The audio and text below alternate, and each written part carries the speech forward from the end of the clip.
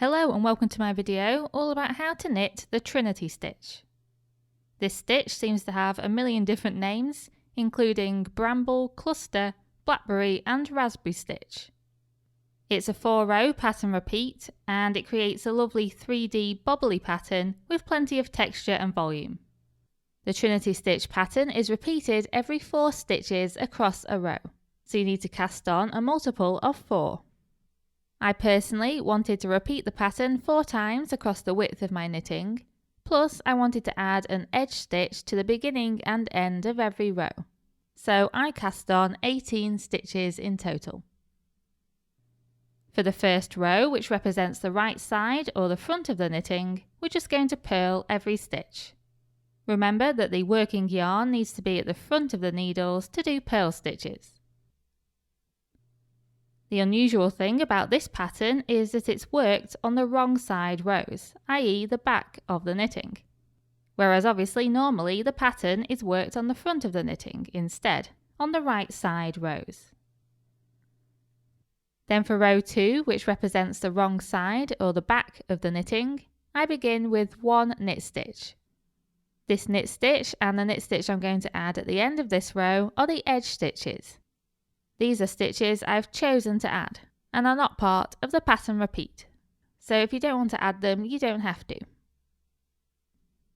So now we're on to the actual pattern repeat, which begins by knitting 1, purling 1 and knitting 1 all into the next stitch. So we're basically turning 1 stitch into 3 stitches. So to do this, you do all the normal steps of a knit stitch, except you don't push the stitch off the end of the needle. Instead, you take the working yarn from the back between the needles to the front, and then you purl into that same stitch. Again, you do the same steps as a normal purl stitch, but you don't push it off the end of the needle. Instead, you take the working yarn from the front between the needles to the back, and you knit into the same stitch once more. This time though, you do finish the stitch by pushing it off the end of the needle. Now that we've done a double increase, we now need to do a double decrease in order to keep the overall number of stitches the same. So we're going to do a P3 tog, which is where we purl 3 stitches together. So take your right hand needle down through the front of the next 3 stitches, and then just do the steps of a normal purl stitch to purl those 3 stitches into 1. And that concludes the repeating section of row number 2. So we just repeat those 2 stitches until we only have 1 stitch left. So again, do a knit stitch, except don't push the stitch off the end of the needle. Then bring the working yarn to the front and purl into that same stitch. But again, don't push that stitch off the end of the needle. And then finally, take the yarn to the back of the needles again and knit into that same stitch. And this time you finish the stitch. And then we do a P3 tog. So take your right hand needle down through the front of the next 3 stitches and purl them together.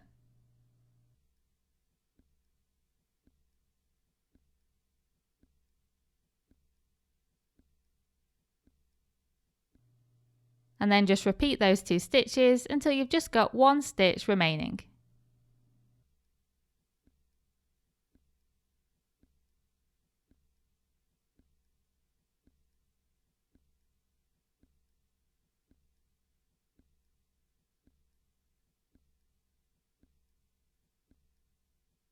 And then you just knit that last stitch. And then row 3 is the same as row 1. So you just purl every stitch. And finally, we're on to the last row, which is row number 4. I'm going to begin with 1 knit stitch. And this stitch, as well as the stitch at the end of this row, are the edge stitches. Then we're on to the actual pattern repeat, which is very similar to the pattern repeat in row 2, but the stitches are in a different order. We begin with a P3 tog, so that's a purl 3 together. And then we knit 1, purl 1 and knit 1 all into the next stitch. So again, do most of the steps of a knit stitch, then bring the yarn to the front and purl into the same stitch. Then instead of pushing that stitch off the needle, you take the yarn to the back again and knit into the same stitch. And push the stitch off the end of the needle to complete it. And then you just repeat those 2 stitches over and over until you've just got 1 stitch left.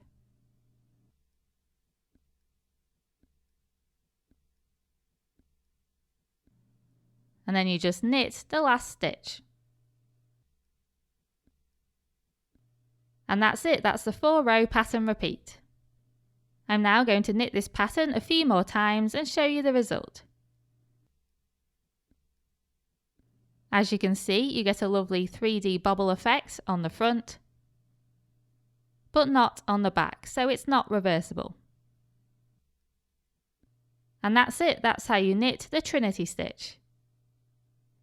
I really hope you've enjoyed this video and thank you very much for watching.